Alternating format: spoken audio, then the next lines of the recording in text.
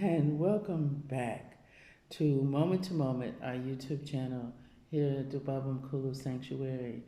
And this is episode 3, part 2. We're talking about the literature review as a spiritual self review. We're looking at the one hand on the review of your spiritual self, and on the other hand, the literature review, which we know is a very important part of a thesis or a dissertation. So now, last time we introduced the acronym ARISE. And what does ARISE mean? It stands for assess, assess your spiritual self, assess the literature. It stands for reflect, the R in reflect, reflect upon your spiritual self, and reflect upon the literature review. That was part 1 of episode 3. Now we're in part 2 of episode 3, where we carry on with this acronym. The I in ARISE is for interrogate.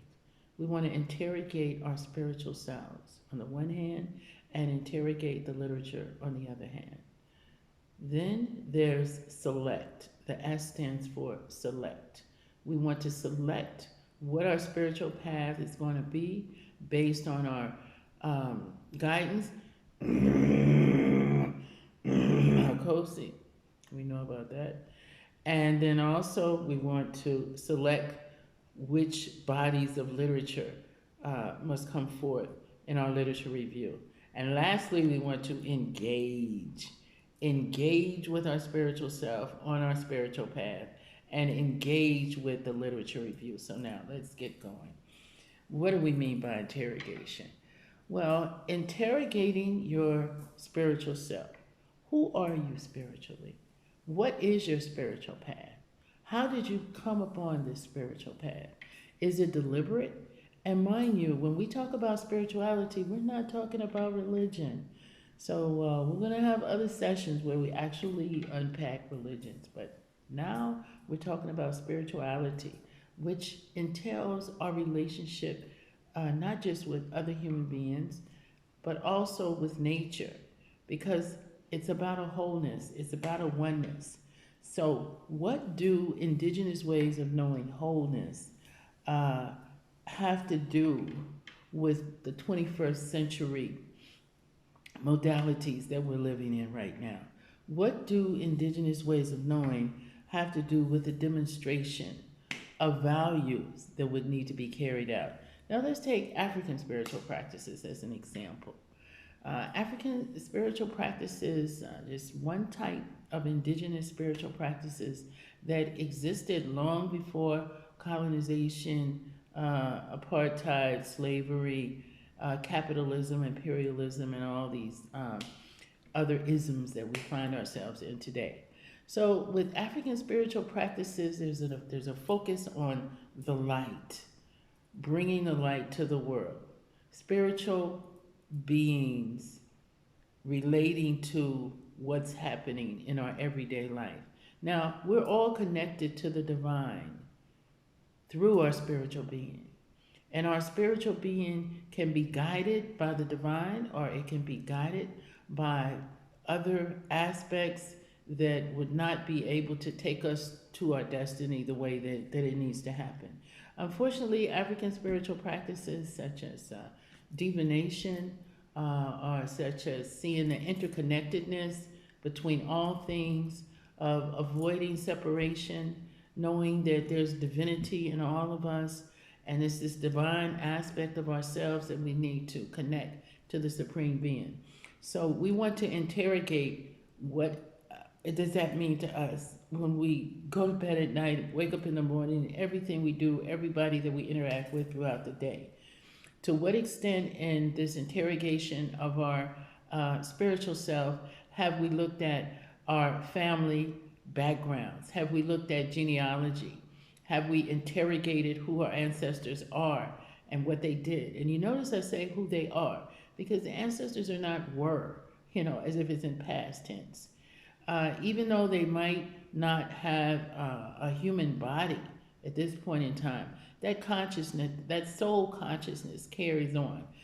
particularly through discovering your soul plan, which we talked about that earlier, the value of the soul plan readings, such as the ones we conduct here at Obabam Kulu Sanctuary. So in this interrogation of your spiritual self, it's about finding who you are from a spiritual perspective. And it requires certain modalities in order for you to be able to tune in. Now let's look at the interrogation of the literature review. Just as interrogating, you want to interrogate your spiritual self from different angles, you also want to interrogate the literature review from different angles, deepening the need for addressing this research problem. So what is the stance on this literature from different countries? We don't want to be myopic or literature and only look at whatever the literature is from one particular angle. We want to canvass and survey and find out how different scholars have approached this literature from which the research problem is emerging. So are you Africanizing the literature review? Are you drawing on historicizing the literature? What was going on before colonization? What was going on before slavery? Because a lot of the keys to how we can grapple with the prolonged problems that we're dealing with in this day and age has to do with how we operated, what our governance systems were, how the family unit was the basic unit. Now, look, today when you think about it, there's been so much separation, in terms of families. And it's the same thing with the family in the literature review. Okay, so because these bodies of knowledge, you can look at them as a family, but you want to know to what extent are you perpetuating coloniality by the types of bodies of literature that you're using. You want to interrogate that to the point where you can see that there's more than one way of looking at the issue from an epistemological perspective, or different ways of knowing what is coming in this body of literature.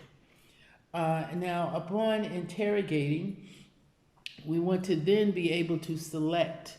So that means selecting your spiritual path on the one hand and selecting the bodies of literature that historicize and Africanize the research problem. We talk about decolonizing research or decolonizing the curriculum. That's only going to happen through historicizing information. So now, once you've identified and reflected upon and interrogated your spiritual self, it's time, it's time to select your spiritual path. Now, is your spiritual path chosen by default? That's the first question I want to ask you. And I hope sometime when going through these videos that you're sitting there with a cup of tea or a cup of coffee, and of course taking notes and seeing how what is coming out can speak to your higher self. So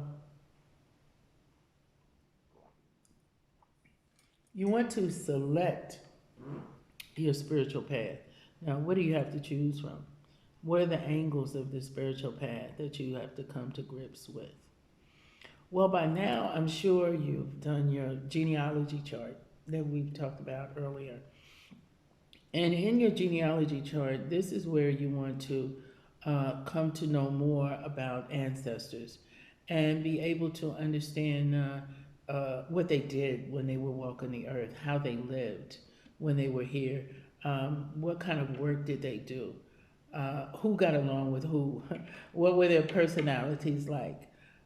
Because every time you are memorializing them, or every time you are studying them and selecting what you understand about them to understand and interrogate your own spiritual self, the better you would be able to accomplish your destiny that you agreed upon with the Supreme Being when you decided to make this incarnation as a spiritual being having a human experience. So is your spiritual path chosen by default? Is it automatic? Are you assuming that your spiritual path is already locked up into whatever religion it may be that you're practicing? Well, in selecting your spiritual path, You want to make sure, for example, that it's not being imposed upon you. Now, with religion, we must keep in mind that it can be a tool of enslavement or it can be a tool of liberation. Enslavement or liberation. Now, with your um, selection of your spiritual path, it must be about liberation. And with that being said, liberation means finding out or undertaking various modalities in order to connect your spiritual self, the part that lives within you, that's connected to the divine. And in so doing, in selecting this spiritual path, it's going to govern what are you going to eat every day. It's going to get into your diet. It's going to get into your exercise. It's going to get into the relationships that you build. It's going to get into the people that you attract into your life. And it's definitely going to compel you to spend time with nature. Because in this African spiritual practices, this oneness with nature, with the plants, with the forces of nature, such as the sun, the moon, the stars, the ocean, the rivers, the mountains, the forests, you got to spend time in meditation in order to be able to connect with this oneness and realize that there's a togetherness. Often in moving forward to select your spiritual path, how it is that you formulate your intentions is very meaningful because this is going to determine the extent to which you tune into the synchronicity of the universe so that while you're on this spiritual path, you're attracting the people that you need in your life to accomplish your destiny. You're attracting the events, some things that happen that you know it wasn't you. You know that there's a bigger force, a higher force that's bringing all these things together through synchronicity, not coincidences. Because when you're on your spiritual path, this synchronicity, this synchronicity automatically comes into play. The only thing that can get in the way is when we ourselves get in the way. So now that's about the selection of your African or your spiritual path. Now, based on indigenous or African ways of knowing and your communication with nature. Now, I know you're probably saying, okay, well, what about all this, New Age thing and, you see so much now about connecting with nature that we're all one in terms of consciousness. And in thinking about that, understand that unless you have historicized and understand the origin of what is now called New Age, then you're going to be off your path. Because it's the historicizing that tells you who you are. You have to know who you are as a human being. And you have to understand your ancestries and the history that brought you to where you are. So now, selecting your spiritual path, working with nature, journaling, meditating, things of this nature. Coming to join us for some of our retreats. Coming for a soul plan reading to understand what your worldly challenges, talents, and goals are, or what your spiritual challenges, talents, and goals are, and how those offset each other and keep you on your path. That's another modality that you can use, the soul plan readings that we're offering here. Now, selecting the literature review.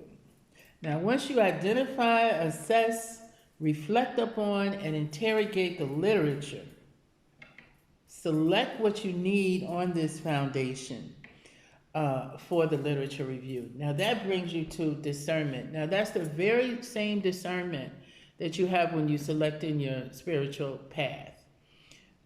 So by discernment, I mean that you have to evaluate the literature or even the circumstances on your spiritual path in a way that you can distinguish between what is going to be useful to you and what is going to hinder your path or hinder your development of this literature review.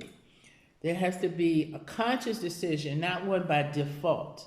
So, for example, in the spiritual practices aspect, you don't want this to be imposed upon you. This must come from within because we all have our own connection with the divine, not through a mediary, an intermediary.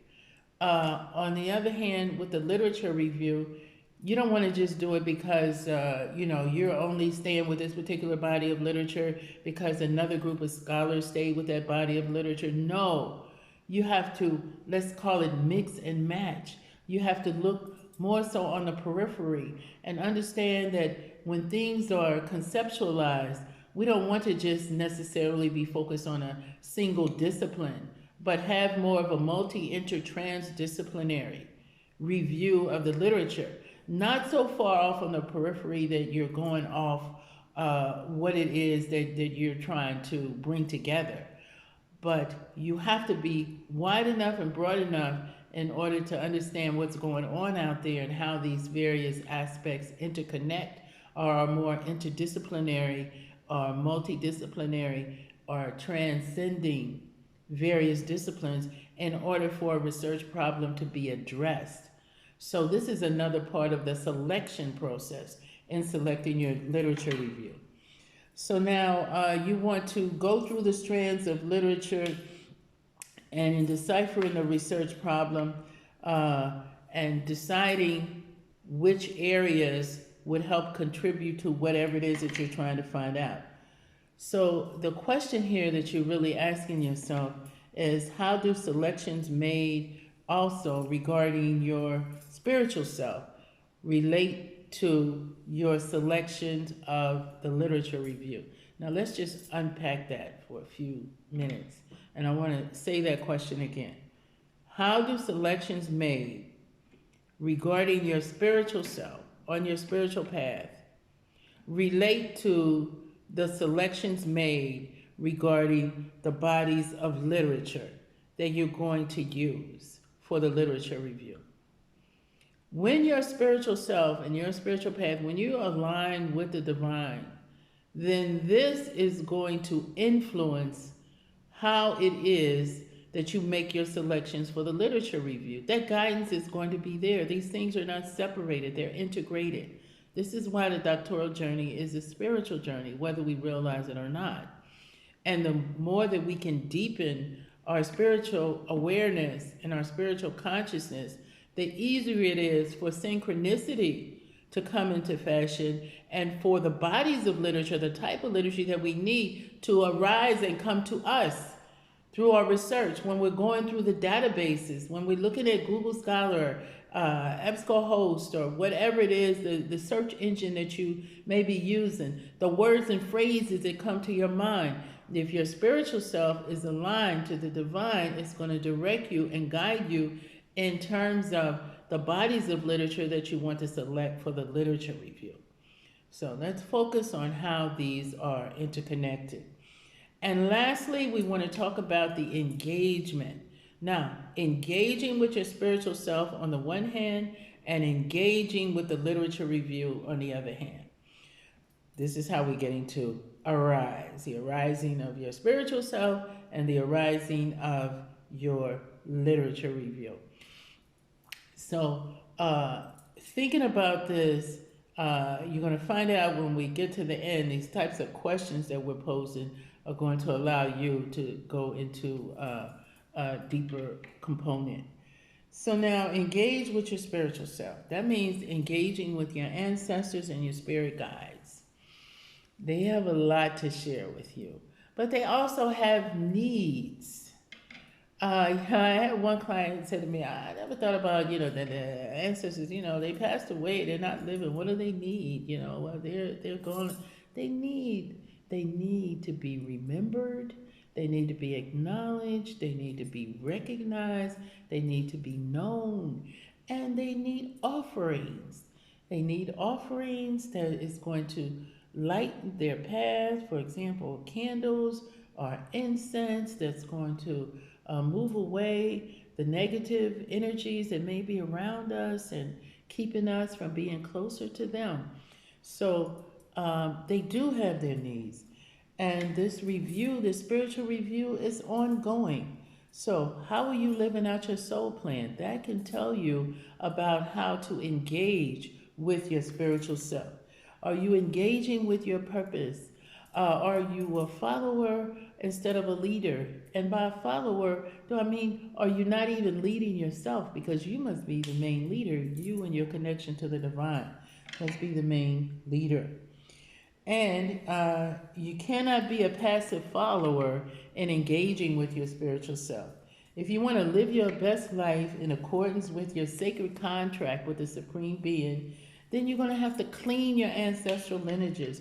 You're going to have to tune in and bring to bear your higher self and your ancestral collectives. And then how do we engage with the literature review? Engagement with the spiritual self never ends. And so it is with the engagement with the literature review. That's why you really got to be intimate with it. And when you bring in the spiritual self to help you, it makes it much smoother. You need the literature review, not just to deliver on the research problem, but you also need it to analyze your findings. You need diverse sources that you can juxtapose use the literature to juxtapose what your findings are when you're wrapping up your study, when you're analyzing that data. Just as you engage with your spiritual self to accomplish your destiny, so do you engage with the literature review to answer your research questions and achieve your research objectives. So there have been times when the work has come back from the examiner and the examiner is not happy with the literature review. Then you're going to have to go back to the literature. You think you're done with this thesis or with this dissertation, and the examiner is sending you back to the literature review. So the literature saying, for example, that you've missed some important sources, or you're not teasing out the literature in relation to the findings, the presentation of the findings of the data. So the literature review never ends, just like the aspect of your spiritual self never ends when it comes to this arise modality. So we want to see you assessing, we want to see you reflecting, we want to see you interrogating, selecting, and engaging with your spiritual self on the one hand and with your literature review on the other hand. We're going to move on now, and we hope to see you in the next session where we're going to be talking about your conceptual framework or theoretical framework for yourself, your spiritual self, and your conceptual and theoretical framework for your literature review. We'll see you then. Be sure to subscribe to the station, to like the station, to leave comments on the station, and tell us what you think. Raise questions of what you'd like us to go deeper into or cover. And by all means, contact us and come enjoy a soul plan reading and join into one of our retreats here at Ubabumkulu's Sacred Space.